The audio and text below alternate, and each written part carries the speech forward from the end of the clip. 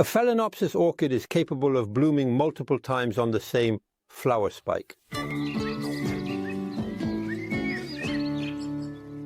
If the Phalaenopsis orchid is very successful in our apartments, it must be acknowledged that it is a low-maintenance plant as long as you place it on a windowsill, provided that there are no direct sunlight rays on its flowers and foliage, which could risk burning. A success also. Due to the flowers mounted on a flower spike that resemble butterflies resting on this stem. Great success as well because they bloom almost year-round on the same flower spike. We see a flower spike on this orchid and notice that there is a second blooming. The reason is quite simple. It's that they bloom 2, even 3 times on the same flower stem. So what happened? When an orchid starts to fade like this one, there are no more flowers at the tip of the stem.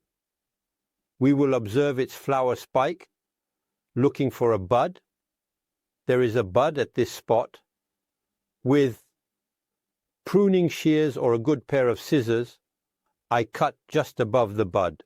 I kept the stake, and at this spot, in a few weeks, a new flower spike will grow on this same stem, and we will have new orchid flowers. However, if the stem is dry, like this one, we will detach it. So it is dry. We can clearly see that it is brown, that it is no longer green, swollen. I cut it at the base, always with a pair of scissors or a good pruner just above a leaf. I detach it. Now our Phalaenopsis orchid will continue to bloom on this flower spike.